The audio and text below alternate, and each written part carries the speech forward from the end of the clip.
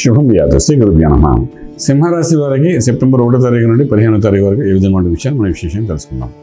సింహరాశిలో రవి యొక్క ప్రభావం అయితే కనిపిస్తుంది. ద్వితీయంలో శుక్రుడు, కేతు ఉన్నాడు. అసలు 15 రోజులు శుక్రుడు నీచపడడం, కేతుతో ఉండడం అనేది ఒక పెద్ద డ్రాబ్యాక్ అనుకోవచ్చు మనం. శుక్రుడు ఎప్పుడైతే నీచపడిపోయాడో మనకు గురు శుక్రులు చాలా ఇంపార్టెంట్ రోల్ ప్లే చేస్తాయి. గురువు శుక్రుడు వీటితో శుభగ్రహాలు అంటాం. అందులో ఏ ఒక్కరు నీచపడిపోయినా ఆ 15 రోజులు ఆ నెల రోజులు కొంచెం ఇబ్బంది పడతాము. సో ఇప్పుడు ఏంటంటే శుక్రుడు ఇక్కడ నీచపడి ఉన్నాడు, కేతువుతో కలిసి ఉన్నాడు. సో దీనివల్ల ఏంటంటే అది కొంచెం ఏదో ఒక నెగిటివ్ ఎనర్జీ అయితే ఫామ్ అవుతుంది. అలాగే అక్కడ సప్తమ భావంలో చూసిన శనీశ్వరుడు వక్రంలో కనబడుతున్నాడు, అష్టమంలో రాహు కనబడుతున్నాడు, రాజ్యంలో బృహస్పతి ఉన్నాడు, లాభంలో కుజుడు, వ్యయంలో గురుడు ఉన్నాడు. సో ఈ రకంగా చూస్తుంటే ఆర్థిక వ్యవహారంకి వచ్చినప్పుడు ఏంటంటే రాజ్యంలో గురుడు ఉన్నాడు కాబట్టి ఉద్యోగం ఎస్టాబ్లిష్మెంట్ బాగుంటుంది, కొత్త ఉద్యోగ ప్రయత్నం చేసుకోవచ్చు, బాగుంటుంది. కానీ ఎక్స్పెక్టేషన్ అంత ఫలితం కనిపించదు. ఈ ఇండైరెక్ట్ బెనిఫిట్స్ పోక కనబడచ్చు, కానీ శాలరీ వైజ్ పెద్ద ఇంప్రూవ్మెంట్స్ ఏమైనా కనబడే అవకాశం ఉంది కనబడట్లేదు. అలాగే వ్యాపారం చేసేవాడి విషయాలకు వచ్చినప్పుడు కూడా వ్యాపారం అనుకూలంగానే కనబడుతుంది. చిన్న చిన్న న్యూ డెవలప్మెంట్స్ చేసుకుంటూ వెళ్ళండి, బాగుంటుంది. శుభవార్తలు వింటారు, శుభమైన కార్యాల్లో పాల్గొంటారు, అందరూ కూడా సక్సెస్ఫుల్ కనబడుతుంది. కుటుంబ పరంగా కొన్ని ఇబ్బందులు కనబడుతుంటాయి. కేతు ప్లస్ శుక్రుడు ఇద్దరు ఇక్కడ కలిసి ఉన్నారు కాబట్టి చిన్న ఇబ్బంది ఏదో ఇంట్లో వాళ్ళకి డైరెక్ట్గా మీకు ఇబ్బంది కలగకపోయినా ఇంట్లో వాళ్ళు ఎవరికో ఏదో కాలు దెబ్బ తగ్గడం, ఇంకేదో చిరాకులు పరాకుల వల్ల మీరు మానసిక ఒత్తిడి పొందడం, ఇలాంటివన్నీ జరిగే అవకాశాలు అయితే బాగా కనిపిస్తున్నాయి. అలాగే మనకి ఇక్కడ చూసుకున్నప్పుడు వ్యాపారం గురించి మనం మాట్లాడుకున్నాం. ట్రేడింగ్ చేసుకోవచ్చు, మంచి ఫలితాలు ఉంటాయి. లక్కీ నెంబర్ 3 మీకు పాజిటివ్గా పనిచేస్తుంది. అలాగే ట్రేడింగ్ చేసేది పవర్ ప్లాంట్, సోలార్ సిస్టమ్స్ ఇటువంటి వాటి మీద ఇన్వెస్ట్మెంట్ ప్లాన్ చేసుకుంటారండి.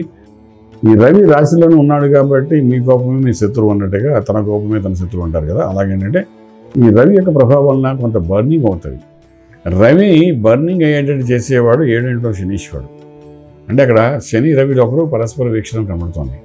ఈ పరస్పర వీక్షణంలో ఏం జరుగుతుందంటే ఒకరిని చూసుకోవడం వలన ఈ ఇద్దరికి పడదు కాబట్టి డెఫినెట్గా కొంత రవి యొక్క అగ్నితత్వం పెరిగే అవకాశం ఉంటుంది. దీనివల్ల మీ కోపం వల్ల మీరు నష్టపోయే అవకాశం ఉంటుంది. వైవాహిక జీవనంలో వాళ్ళు కూడా కొంత ఇబ్బంది పడే అవకాశం ఉంటుంది. రవి విషయంలో ఒకరిని చూసుకుంటున్నారు, సప్తభావంలో చూస్తున్నాం కాబట్టి టెక్నికల్గా అదొక చిన్న ఇష్యూ అయితే ఉంది. దాన్ని మనం చెప్పడం ఉద్దేశం అంటే అటు నుండి కోపం వచ్చినా మీరు కోపం తెచ్చుకున్నా మళ్ళీ అడ్జస్ట్ అయ్యి సమన్వయపరుచుకుంటూ వెళ్ళడానికి కావాల్సిన బలం మీకు కావాలి. ఎందుకంటే ఈ ఇష్యూ ఎలా ఉంటుందంటే కోపంలో తీసుకునే నిర్ణయాలు కొంతవరకు మానసికంగా శారీరకంగా ఒత్తిడి తీసుకొచ్చే అవకాశం బాగా కనబడుతుంది. కాబట్టి ఓకే, ట్రైనింగ్ అయిపోయింది. మనం ఇంపోర్ట్ ఎక్స్పోర్ట్ వ్యాపారం చేయొచ్చు. విదేశాలకు వెళ్ళి చదువుకునే విద్యార్థులకు అనుకూలంగా ఉంది. విదేశాలకు వెళ్ళి వ్యాపారం చేసే వాళ్ళకి మాత్రం అనుకూలంగా లేదు. బట్ చదువుకునే విద్యార్థులకు అయితే చాలా బాగుంది చెప్పడానికి అవకాశం ఉంది. ప్రయత్నం లోపల లేకుండా చేయండి, సక్సెస్ అనేది కనబడుతుంది. అలాగే ఆరోగ్య విషయానికి వచ్చినప్పుడు సప్తమంలో ఉన్న శనీశ్వరుడి ప్రభావం, అష్టంలో రాహు దాన్ని కంటిన్యూ చేస్తారు కాబట్టి డెఫినెట్గా బ్లడ్ రిలేటెడ్ కొన్ని ప్రాబ్లమ్స్ వస్తాయి. కరెక్షన్ చేసుకోవడానికి ప్రయత్నం చేయండి. ఇక్కడ శుక్రుడి మీద గురు దృష్టి పడి ఉంది. ద్వితీయ స్థానంలో శుక్రుడి మీద గురు దృష్టి పడి ఉంది. కానీ ఏంటంటే నష్టం జరిగిన తర్వాత గురు అనుగ్రహం కలుగుతుంది. అంచేత చాలామంది మనం అడుగుతుంటారు, గురు దృష్టి పడింది కదా అంటే శుక్రుడికి ఏం కాదు కదా అని. కానీ ఇక్కడ గురు దృష్టి ఎప్పుడు పడుతుంది? శుక్రుడు చేయవలసిన నష్టం చేసిన తర్వాత గురు దృష్టి పడుతుంది.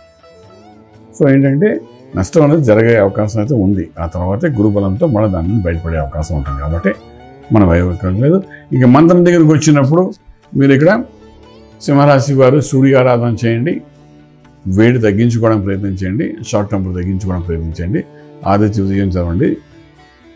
ఓం గృణి సూర్య ఆదిత్యోం అని చెప్పే మంత్రం ఉంటుంది, సున్నామూర్తి. ఆ మంత్రాన్ని సాధన చేసుకుంటూ ముందుకెళ్ళండి. కొంతవరకు ఈ రవి యొక్క కంట్రోల్ అవుతాడు. ఆ మంత్రం చేసినప్పుడు ప్రశాంతత ఉంటుంది. ఆయనకి ఉన్నప్పుడు తీసుకున్న నిర్ణయాలు కొంత బలోపేతం అయ్యే అవకాశం కాబట్టి ఆ విధంగా చేసుకుని వెళ్ళండి. రాజమార్గంలో రాజ్యం పొందగలుగుతారు. శుభం వ్యాధ. పూర్తి వివరాలకు సంప్రదించండి శ్రీ వేదమాత గాయత్రి జ్యోతిష్యాలయం, Brahmasri మంతా Suryanarayana Sharma garu, Srinilayam, first floor, 101, Sai Vaibhav layout, Chitrapuri colony పక్కన, కాజాగూడ, హైదరాబాద్ 500008. సంప్రదించవలసిన ఫోన్ నంబర్ 8855559147, 8855559148, 9849996644.